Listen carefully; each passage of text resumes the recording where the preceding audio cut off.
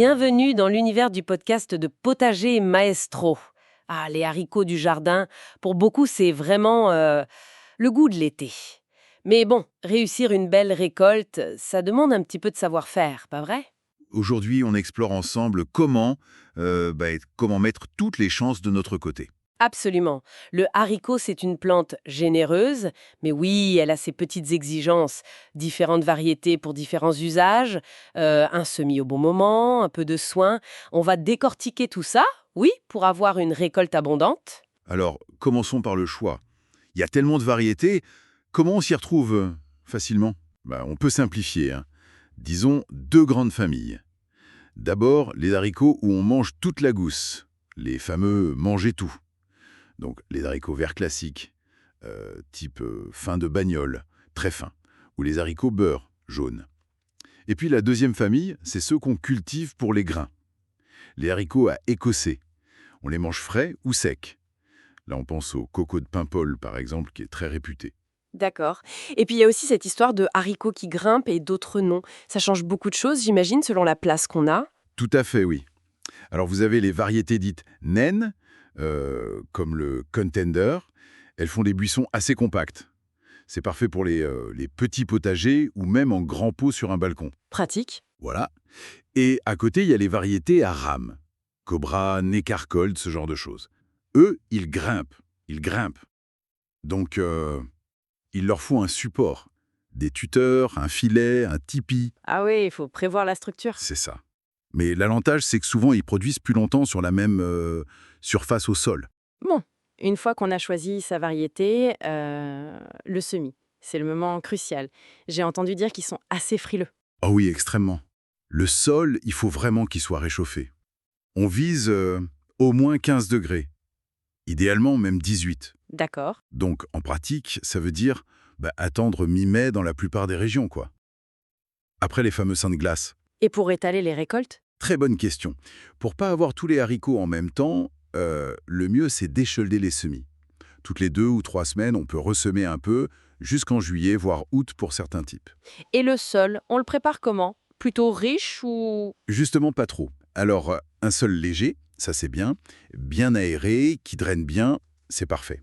On peut mettre un peu de compost mûr, ça fait pas de mal. Mais attention, Oui. surtout pas trop d'azote. C'est là que le haricot est malin. C'est une légumineuse.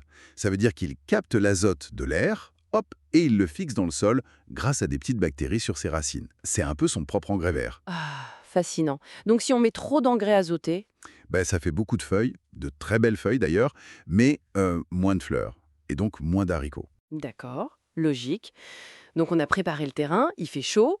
Comment on sème concrètement? En ligne, En petits groupes?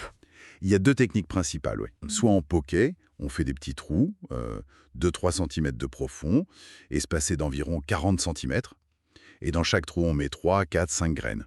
Ok. Soit, l'autre méthode, c'est en ligne.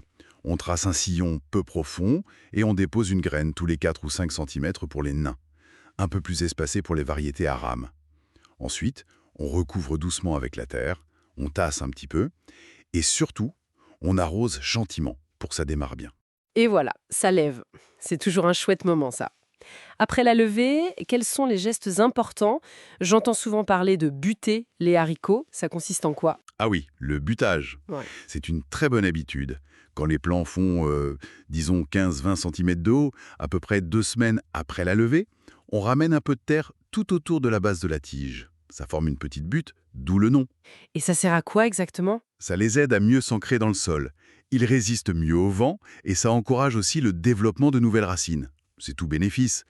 Et c'est aussi le bon moment, si ce n'est pas déjà fait, d'installer les tuteurs pour les haricots à rames.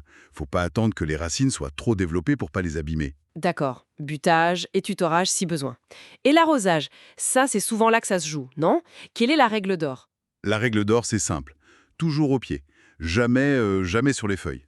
Ah oui, pourquoi? Mais l'humidité sur le feuillage, c'est la porte ouverte aux maladies. Surtout la graisse, cette maladie bactérienne qui fait des taches un peu huileuses. Pas top. Donc, on arrose au pied. Il faut maintenir un sol frais, surtout. Très important pendant la floraison et quand les gousses se forment. Un manque d'eau à ce moment-là. Non. Catastrophe. Ça peut faire tomber les fleurs ou alors donner des haricots tout durs, parcheminés. Mais attention, hein, frais, ça veut pas dire détrempé. Faut pas noyer les racines non plus. Compris. Vient enfin le moment qu'on attend tous, la récolte. Comment on sait que c'est le bon moment, sans se tromper? Ça dépend vraiment du type de haricot. Pour les haricots filets, les très fins, il faut les cueillir jeunes, quand ils font 12-15 cm, avant que le grain ne marque trop la gousse. Et il faut y aller tous les 2 ou 3 jours. Ah oui, si souvent. Oui, parce que ça encourage la plante à produire encore plus. Pour les mange-tout, ils peuvent être un peu plus dodus, mais la gousse doit rester bien tendre quand on la casse. Et pour les haricots à écosser, là, on attend. On attend que les gousses jaunissent ou même qu'elles sèchent un peu sur pied. Et donc, le secret pour avoir beaucoup de haricots verts longtemps, c'est de cueillir très régulièrement. Exactement. Surtout pour les haricots verts et les mange-tout. C'est un peu contre-intuitif, mais plus on cueille, plus la plante se dit « Ah, il faut que j'en fasse ». Si on laisse des vieilles gousses sur le plan, la plante pense que sa mission est finie et hop, elle ralentit la production. Donc cueillette, cueillette, cueillette. Message reçu. Bon, on a un beau panier plein. Comment on fait pour conserver tout ça? Et si, malgré nos bons soins, on a des petits soucis au jardin? Alors, frais. Les haricots verts, ça tient pas longtemps. 2-3 jours au frigo maximum. Pour conserver plus longtemps, la congélation, c'est super. Il faut juste les blanchir avant, hein, 2-3 minutes dans l'eau bouillante, puis on les refroidit très vite dans l'eau glacée, et hop au congélateur. D'accord.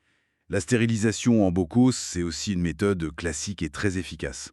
Et pour les grains secs, évidemment, on les laisse bien sécher. D'ailleurs, petit truc contre la bruche, ce petit insecte qui adore grignoter les grains secs. Oui. Un petit passage de 48 heures au congélateur avant de les mettre en bocal hermétique. Ça tue les éventuels œufs et larves. Radical. Malin. Et côté problème, maladie, insectes? Bon, on peut avoir des pucerons noirs parfois, une petite pulvérisation d'eau savonneuse, savon noir dilué, ça peut aider à les déloger. Pour les maladies comme l'anthracnose ou la rouille, qui aiment l'humidité, le mieux c'est la prévention. Donc, bien espacer les plants pour que l'air circule, ne pas arroser sur les feuilles, on l'a dit, et faire une rotation des cultures. Ne pas replanter des haricots au même endroit chaque année. Super, merci pour toutes ces clés. Alors, si on résume, bien choisir sa variété, attendre que le sol soit bien chaud pour semer, Oui, ne pas abuser de l'azote, buter les jeunes plants, bien gérer l'arrosage au pied, tutorer si besoin. c'est ça. Et surtout, cueillir, cueillir, cueillir pour avoir plein de haricots. C'est tout à fait ça. Et on n'oublie pas leur super pouvoir caché. En tant que légumineuses, ils enrichissent le sol en azote pour les cultures suivantes. C'est un vrai plus pour le potager. C'est vraiment une culture complète et généreuse. On pourrait même envisager de laisser quelques belles gousses bien mûrir sur pied pour récupérer ses propres graines pour l'année d'après. Ah, une belle idée pour aller encore plus loin. Et justement, pour aller plus loin, rappelez-vous que dans les notes qui accompagnent ce podcast, vous trouverez un ou des liens essentiels vers un article et des vidéos qui complètent cette émission.